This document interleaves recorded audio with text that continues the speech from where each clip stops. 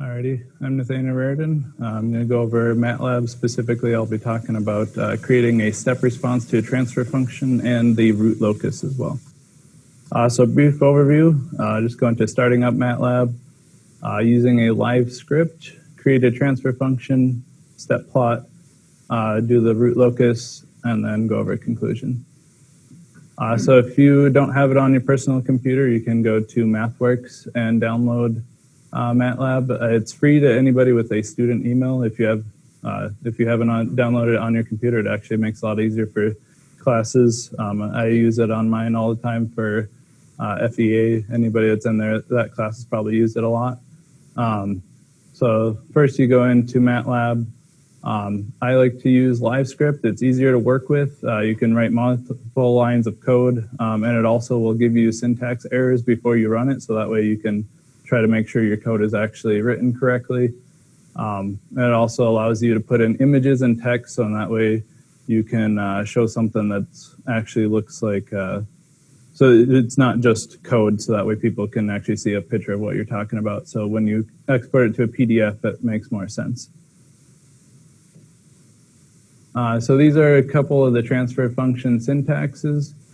You can do a couple of different ones. I prefer doing the numerator and denominator one just because it's easier. You just use matrix style. That's what we'll be showing in the demonstration here. And then there's also, you can make S into a transfer function and then just type out the whole transfer function itself if you wish to do it that way. And then to actually plot it, these are the syntax for running the root locus and the plot. You just put in whatever you do step, and then for this one I did SYS for my step function, but whatever your name of your transfer function is, you put in there. And same thing for the root locus, and then you just click on run and it will compile it and give you your plot. So just a quick conclusion. Showed you how to start it up using LiveScript, creating the transfer function, step plot and root locus, and then do a demonstration on it here. So as I said, I like to use the LiveScript. So we'll get a new LiveScript going here.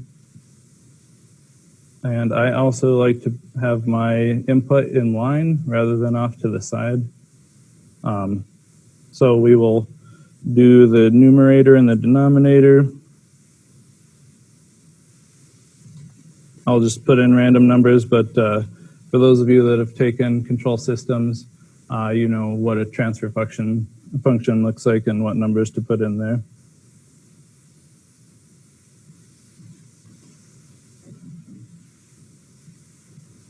And I always put a semicolon afterwards, so that way you don't have to worry about it showing it in line. That way you can just keep going.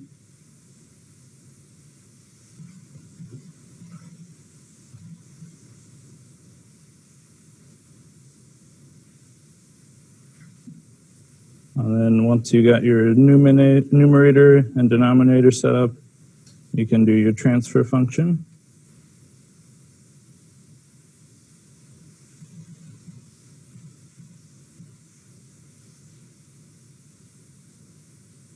And then you just do your step plot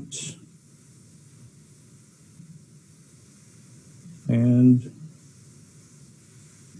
your root locus.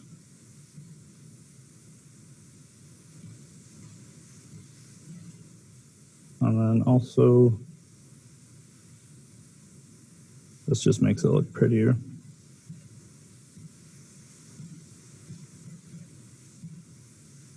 All right, and then just compile it. And, oh, put in the wrong one here.